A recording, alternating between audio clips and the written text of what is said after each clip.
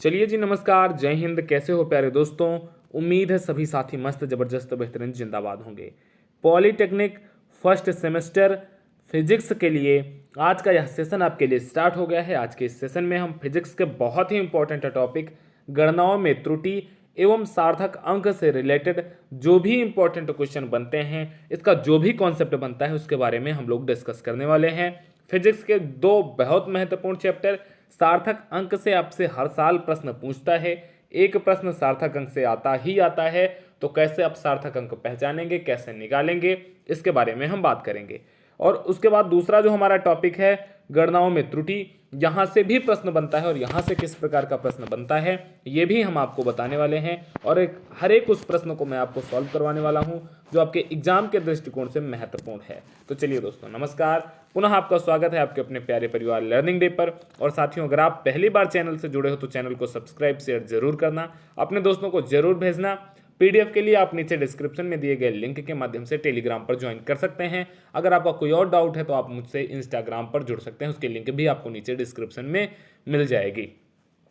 चलिए दोस्तों, आज की इस क्लास में हम आगे बढ़ते हैं और हर एक पॉइंट को हम समझने का प्रयास करेंगे। सबसे पहले हम देखते हैं सार्थक अंक का महत्व कहाँ कहाँ पर आता है। तो जैसा कि मैंने आपको बताया, सार्थक अंक से एक क्वेश्चन आएगा और वो क्वेश्चन 2 नंबर का या फिर 1 नंबर का भी आपसे हो सकता है। गणनाओं में त्रुटि से यहाँ से अगर क्वेश्चन बनता है तो आपका 3 नंबर का क्वेश्चन बनता है।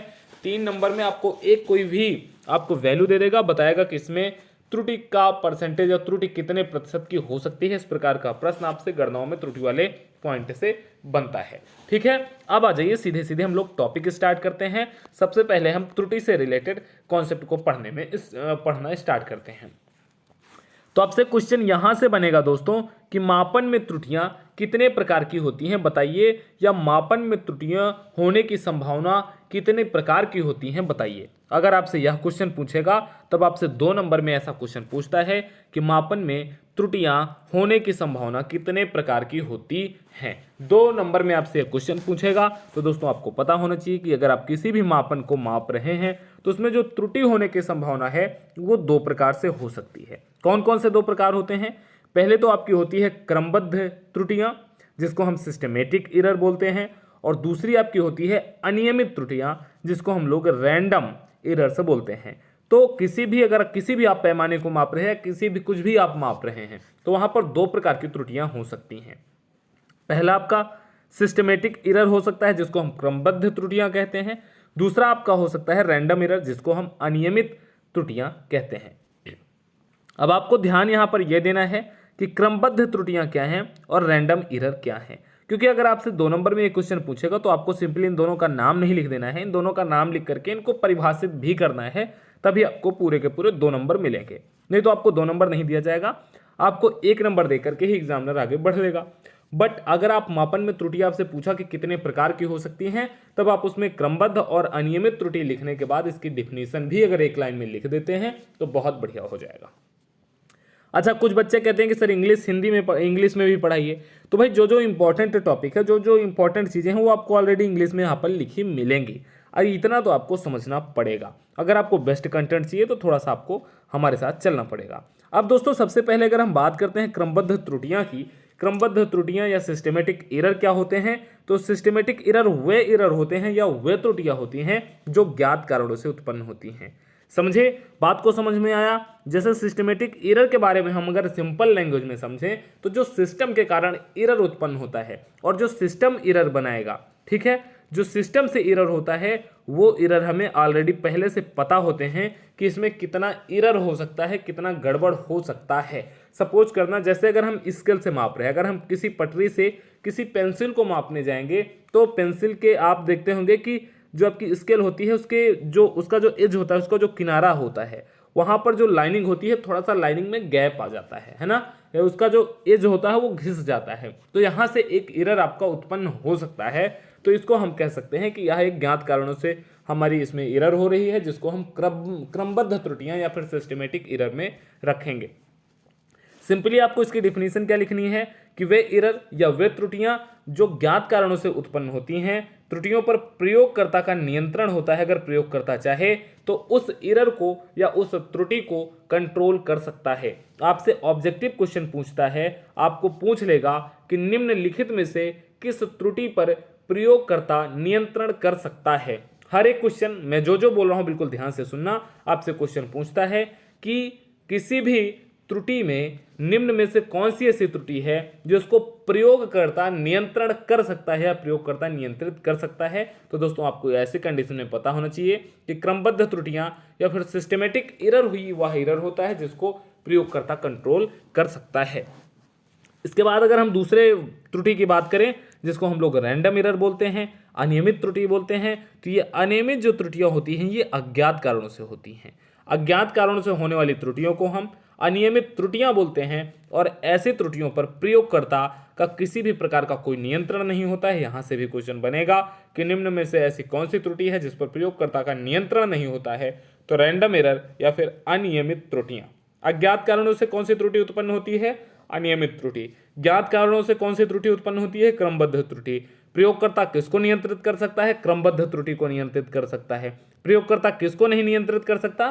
तो रैंडम एरर या फिर अनियमित त्रुटि को प्रयोगकर्ता नहीं कंट्रोल कर सकता है। तो दोस्तों उम्मीद है यहां तक का टॉपिक आपको समझ में आया होगा। यहां मैंने आपको 2 नंबर, 1 नंबर और 1 नंबर मतलब 4 नंबर का कॉन्सेप्ट मैंने आपको यहां से बताया है। अब ये हो सकता है कि 4 नंबर में से आपसे 1 नंबर का ही आपके एग्जाम में पूछे, ये 2 नंबर किसी और सेट में आ जाए, ऐसा हो सकता है, ऐसा चांसेज होता है। हर एक जगह का पेपर बिल्कुल सेम नहीं होता है, पेपर हर एक जगह का अलग अलग होता है। ठीक है, तो ऐसा कोई ये नहीं है कि 4 नंबर आपके ही पेपर में आएगा और आ भी सकता है, इसके भी चांसेज हैं। मैंने आपको 2 लघु उत्तरीय और 2 आपको ऑब्जेक्टिव क्वेश्चन यहां से क्लियर करवाए। उम्मीद है दोस्तों आपको क्लियर हुआ होगा।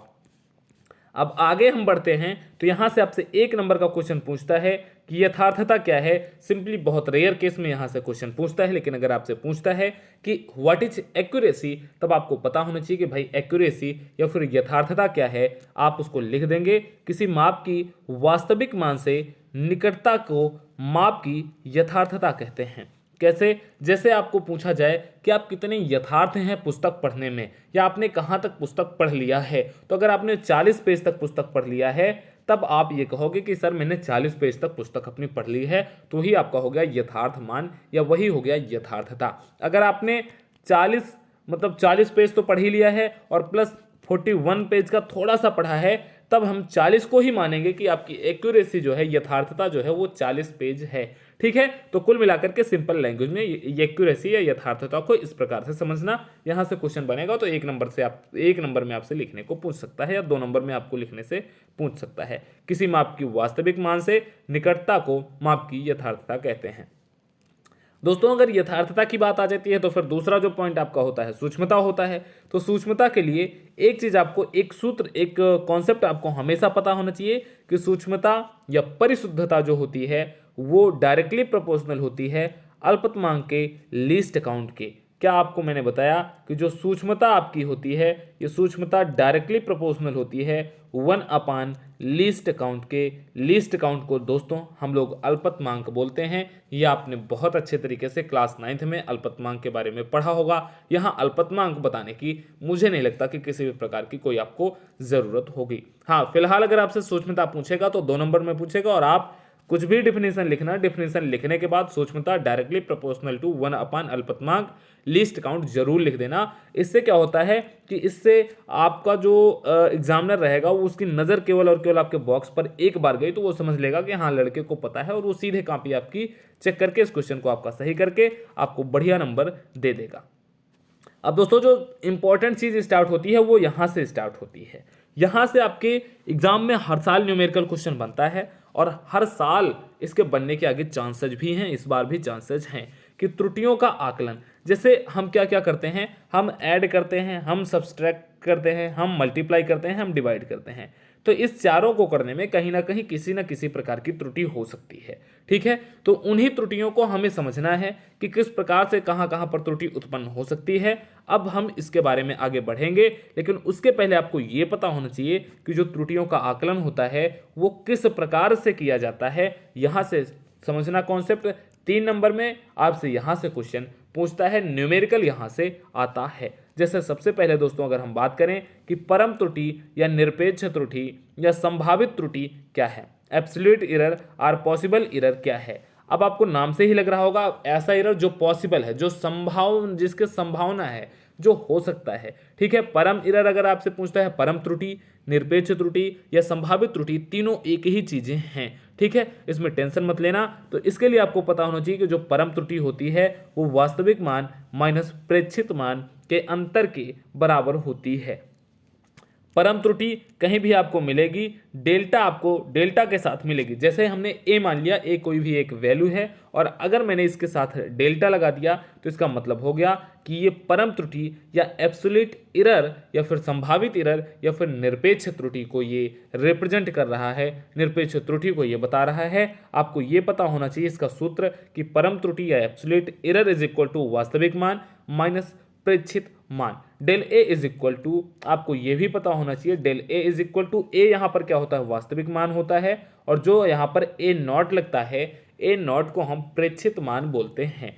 Del A is equal to A minus A naught. ठीक है, क्लियर दोस्तों। परम त्रुटि के लिए जो दो टॉपिक मैंने आपको बताए कि आपको ये पता होना चाहिए और ये पता होना चाहिए, इन दोनों चीज़ों से ही आप परम त्रुटि आसान तरीके से निकाल सकते हैं। अब एक चीज़ यहाँ पर और है आपके लिए, बहुत बढ़िया चीज़ ये है कि किसी भी माप में जो अधिकतम संभावित या निरपेक्ष त्रुटि हो सकती है वो प्लस माइनस मात्रक यंत्र की अल्पतमांक के बराबर होती है। ये आपको बहुत अच्छे तरीके से पता होना चाहिए, ये इंपॉर्टेंट टॉपिक है, ये इंपॉर्टेंट टॉपिक है। अगर आपसे ये क्वेश्चन 3 नंबर में पूछता है कि भाई निरपेक्ष त्रुटि या परम त्रुटि या संभावित त्रुटि क्या है, तब अगर आप इस पॉइंट को हाईलाइट करके लिख देते हैं तो एग्जामिनर निश्चित रूप से समझेगा कि हाँ भाई लड़के ने पढ़ा है और आप पढ़ाई कर भी रहे हैं। आप ऐसे प्लेटफॉर्म से जुड़े हैं लर्निंग डे से जो आपको बिल्कुल सधा हुआ कंटेंट देता है, जो आपको एग्जाम में बहुत आगे ले जा सकता है।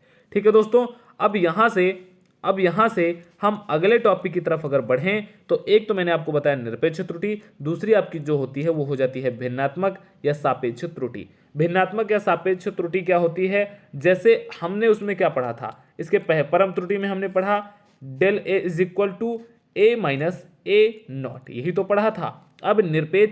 अब आपको सापेक्ष या भिन्नात्मक त्रुटि में ये देखना है कि परम त्रुटि तथा यथार्थ मान के, परम त्रुटि मैंने जस्ट आपको पहले बताया था, इसके पहले वाला जो आपका टॉपिक था परम त्रुटि ही था, डेल ए था। यथार्थ मान किसको कहते हैं, एब्सोल्यूट वैल्यू को, जिसको हम ए से रिप्रेजेंट करते हैं, है ना। परम त्रुटि आपका क्या हो गया, डेल ए, यथार्थ मान क्या हो गया आपका ए। परम त्रुटि तथा यथार्थ मान के अनुपात को सापेक्ष त्रुटि कहते हैं, बस आपको इतना ही पता होना चाहिए। और जो हम लोग ये भिन्नात्मक त्रुटि या फिर जिसको सापेक्ष त्रुटि हम बोलते हैं, इसको हम डेल से रिप्रेजेंट करते हैं। Del A is equal to a upon a, इस प्रकार से हम इसको लिखते हैं। ठीक है दोस्तों, क्लियर। यहाँ तक किसी भी साथी को किसी भी प्रकार की कोई दिक्कत, समस्या, परेशानी हो तो आप नीचे कमेंट सेक्शन में बता सकते हो या फिर मेरे साथ इंस्टाग्राम, टेलीग्राम कहीं भी जुड़ करके आप अपना डाउट पूछ सकते हो मेरे से।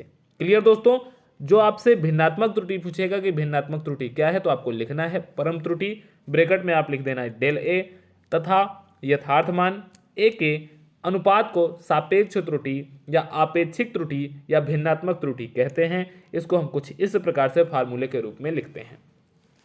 अब आपसे न्यूमेरिकल कहाँ से आएगा, अगर आएगा तो न्यूमेरिकल आपसे पूछेगा, कोई भी आपको वैल्यू दे देगा और बताएगा कि आपसे पूछेगा कि इसमें प्रतिशत में भिन्नात्मक त्रुटि बताइए। तो जो हम लोगों ने सापेक्ष त्रुटि निकाला था डेल ए अपान ए, इसी को आपको परसेंटेज में कन्वर्ट कर देना है, आपका सापेक्ष त्रुटि का प्रतिशत मिल जाएगा या प्रतिशत में भिन्नात्मक त्रुटि मिल जाएगी। ये इंपॉर्टेंट है, इसका यूज हम न्यूमेरिकल में बहुत ज़्यादा करते हैं। जैसे क्वेश्चन आपसे पूछता है कि किसी भी गोले के आयतन को मापने में कितनी प्रतिशत की भिन्नात्मक त्रुटि हो सकती है, यदि गोले की जो त्रिज्या है उसकी सापेक्षिक एरर या उसका सापेक्षिक एरर 1 हो तब यहां से आप बहुत आसान तरीके से इसका प्रयोग करके आप क्वेश्चन सॉल्व कर सकते हैं। इससे रिलेटेड मैं आपको न्यूमेरिकल करवाऊंगा एक अलग सेक्शन में, न्यूमेरिकल का हम लोग अलग सेक्शन ही चलाएंगे। ध्यान देना है कि इसका कोई भी मात्रक नहीं होगा, अब इसके बाद जो आपका अगला टॉपिक आता है आपका, अच्छा यहाँ पर आपको एक न्यूमेरिकल मिल जाएगा। इस न्यूमेरिकल को दोस्तों आप देख लेना, बहुत आसान से न्यूमेरिकल है, कोई बहुत बड़ी बात नहीं है। एक फार्मूला जो यहाँ पर मुझे इंपॉर्टेंट आपके लिए लग रहा है, जो मैंने आपकी सीट में ऐड किया है आपके लिए, मैं ये सीट आपके टेलीग्राम पर शेयर कर दूंगा, वहाँ से आप इस सीट को ले लेना, इस PDF को ले लेना। बहुत अच्छे तरीके से आपको पढ़ लेना है, हर एक टॉपिक को, हर एक कॉन्सेप्ट को आपको बहुत अच्छे तरीके से समझना है।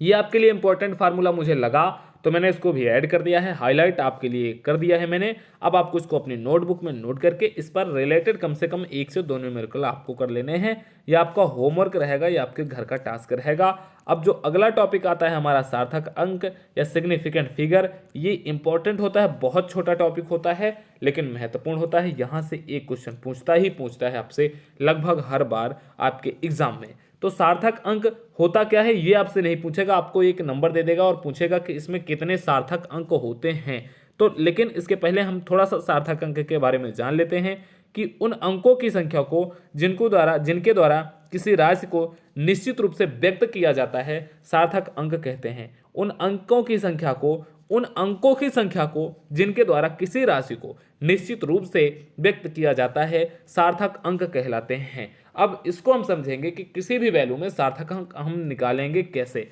जैसे आपको अगर आपको दे दिया 2.503, इसमें कितने सार्थक अंक हैं आप कैसे बताओगे? या फिर आपको दे दिया 0.0001, इसमें कितने सार्थक अंक हैं आप कैसे बताओगे? Question number 1। क्वेश्चन नंबर 2 अगर आपको आता है तो आप निश्चित रूप से दोस्तों इसको सॉल्व करके इसका आंसर कमेंट सेक्शन में दीजिए कि 1.0005 में कितने सार्थक अंक होंगे। Question number 1, question number 2, question number 3। अब यही इसी प्रकार से आपसे क्वेश्चन पूछेगा आपके एग्जाम में, तो निकालना कैसे आपको आप बताओगे कैसे? इसके लिए आपके सामने मैं एक टेबल रखता हूं, इस टेबल के माध्यम से आप आसान तरीके से समझ जाओगे कि किसी भी वैल्यू में आप सार्थक अंक कैसे निकाल सकते हो।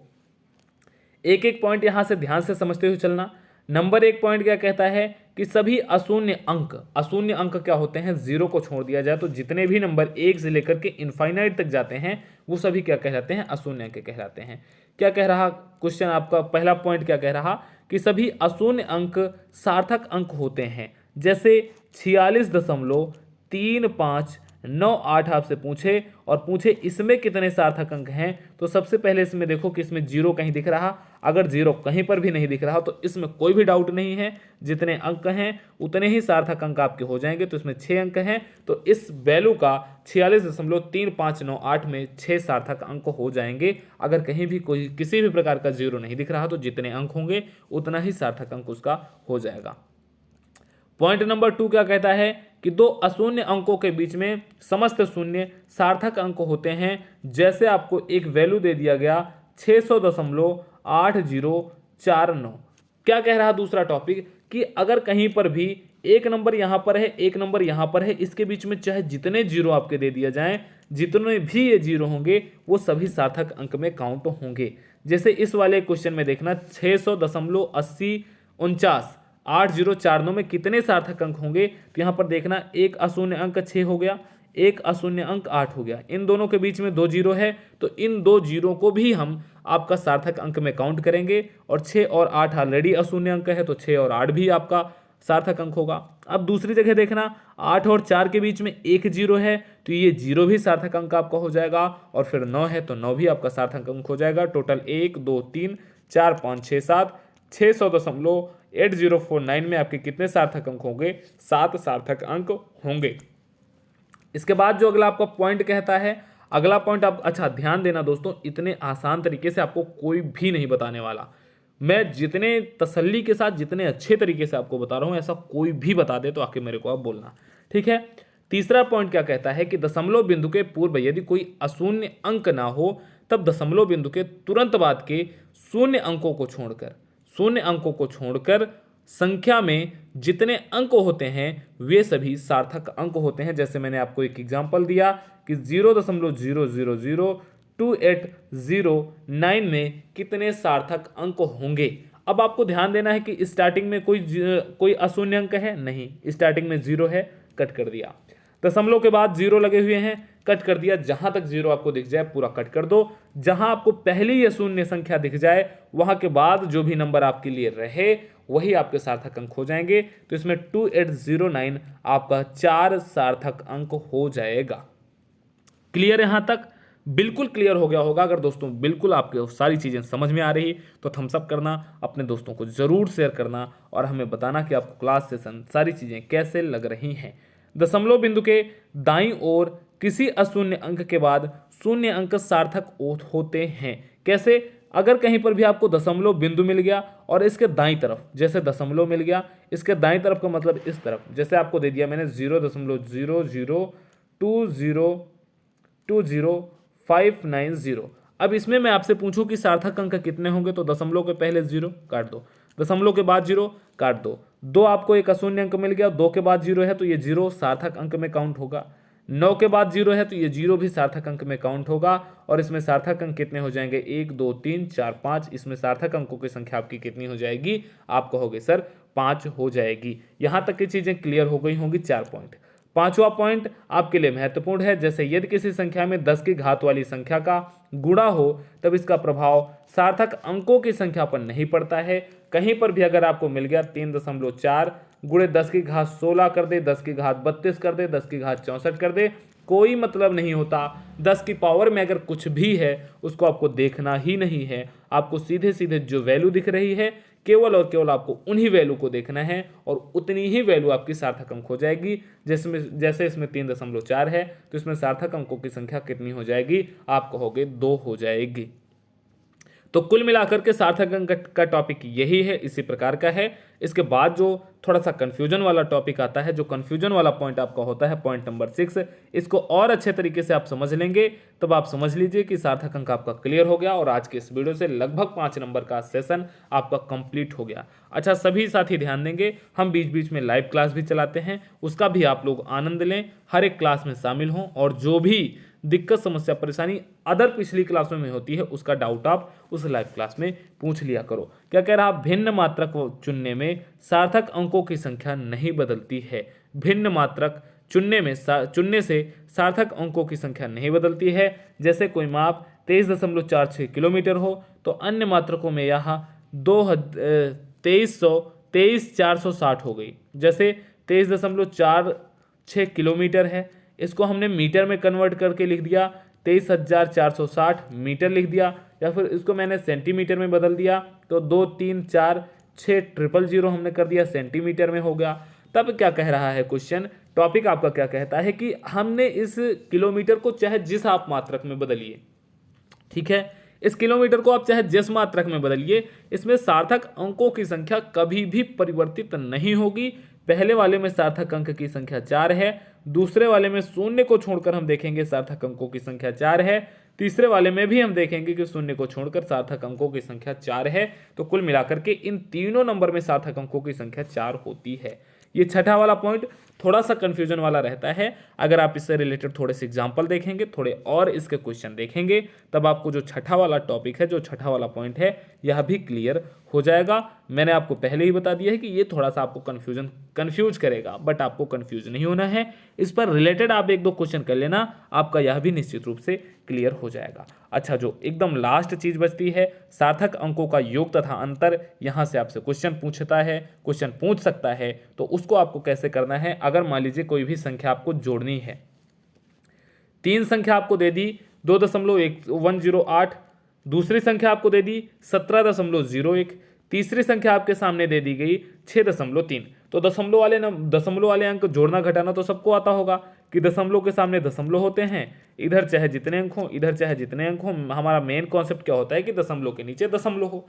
अगर हमने इन तीनों को ऐड कर दिया तो हमें मिल गया 25.418। कितना हमें मिल गया? 25.418। लेकिन सबसे ज्यादा बात यहां पर आपको ध्यान ये देनी है कि तीनों नंबर को आप फिर से देखना है। ऐड कर लिया, ऐड करने के बाद तीनों नंबर को हमने देखा, इसमें कितने सार्थक अंक हैं, तो आप कहोगे सर पहले वाले में सार्थक अंकों की संख्या 4 है। दूसरे वाले में कितने सार्थक अंक हैं, तो दूसरे वाले में भी सार्थक अंकों की संख्या 4 है। तीसरे वाले में सार्थक अंक कितने हैं? 2 सार्थक अंक हैं तीसरे वाले में। लेकिन जो मैं अब आपको बता रहा हूं वो ध्यान से सुनना कि दशमलव के बाद इसमें देखना कितने अंक हैं, 3 अंक हैं। दशमलव के बाद दूसरे वाले में 2 अंक हैं और तीसरे वाले में दशमलव के बाद 1 अंक है। तो 3 2 1 में सबसे छोटा कौन सा है? आपका 1 है। ऐड करने के बाद जो 25.418 आया है, इसमें दशमलव अंक के बाद केवल और केवल एक ही अंक लिखा जाएगा, बाकी के अंक छोड़ दिए जाएंगे। अगर आपसे यहीं पर 6.30 कर देता, तब आपको यहां भी 2 मिल जाता, यहां भी 2 मिल जाता, तब आप लिख सकते थे 25.41। कुल मिलाकर के कहने का मतलब यह है कि अगर हम जोड़ेंगे या फिर घटाएंगे, तो जिन भी संख्याओं को जोड़ या घटा रहे हैं, उनमें दशमलव के बाद जिस भी संख्या में सबसे कम अंक होगा, उतने ही अंक हम जोड़ या घटाने से प्राप्त परिमाण में लेते हैं। जैसे 6.3 में दशमलव के बाद एक अंक था और एक अंक सबसे छोटा है, इसीलिए यहाँ पर हम 25.418 न लिख करके इसको हम केवल और केवल 25.4 ही करेक्ट आंसर के रूप में लिखेंगे, और इसमें जो सार्थक अंकों की संख्या होगी वो 3 हो जाती है। ये आपको बहुत अच्छे तरीके से ध्यान देना है, यहाँ से आपसे क्वेश्चन पूछता है और आपको फंसा देता है। जैसे अब दूसरे वाले में आप देखिए, आपको 46.93 और 8.296 दोनों को घटाना है। हमने घटा दिया, हमें मिल गया 38.634। अब पहले वाले नंबर में देखो दशमलव के बाद कितने अंक हैं? 2। दूसरे वाले में दशमलव के बाद कितने अंक हैं? 3। 3 बड़ा है या 2? 2 बड़ा है, तो यहाँ पर हम कितने अंक तक लेंगे? 2 अंक तक, 38.63 तक ही हम लेंगे। 4 का महत्व खत्म हो जाएगा और इस संख्या में जो सार्थक अंक होंगे वो 4 सार्थक अंक होंगे। 38.63 इस क्वेश्चन का करेक्ट आंसर होगा। तो दोस्तों, आज के सेशन में हम लोगों ने जितने भी टॉपिक पढ़े हैं, सभी के सभी टॉपिक आपके लिए इंपॉर्टेंट हैं, सभी के सभी टॉपिक आपके लिए बहुत ही ज़्यादा महत्वपूर्ण हैं। आपको करना क्या है? आपको इस क्लास का, इस सेशन में बताए हुए हर एक क्वेश्चन का आपको बहुत ज़्यादा से ज़्यादा प्रैक्टिस करनी है। जितना ज़्यादा दोस्त आप प्रैक्टिस करोगे, उतना ही ज़्यादा आपका जो टॉपिक है, आपका जो सब्जेक्ट है, वो स्ट्रांग होता जाएगा। तो मैं आपसे बस यही कहूँगा कि प्रैक्टिस ही एक ऐसी चीज़ है और आपका मेहनत ही वो है जो आपको सक्सेस दिला सकता है। बाकी और कोई शॉर्टकट नहीं है। सौरभ ओझा लर्निंग डे आपके लिए हमेशा अवेलेबल है। बढ़िया बढ़िया क्लासें आपको मिल रही हैं। हर्षित सर केमिस्ट्री दे रहे, अविरल सर आपको CS की क्लास दे रहे, आशीष सर से आप मैथ ऑलरेडी पढ़ ही रहे हैं, मैं आपको फिजिक्स दे रहा हूँ, बीच बीच में ED की भी क्लासें मैं आपके लिए अवेलेबल करवा रहा हूँ। तो दोस्तों, आज के सेशन को हम रखते हैं बस यहीं तक। दीजिए अपने दोस्तों सौरभ ओझा को इजाजत, फिर हमारी आपकी मुलाकात होगी कल एक और बेहतरीन टॉपिक के साथ। नमस्कार, जय Hind, take care, thank you, love you प्यारे दोस्तों। टेलीग्राम, इंस्टाग्राम जरूर ज्वाइन करें। जय हिंद।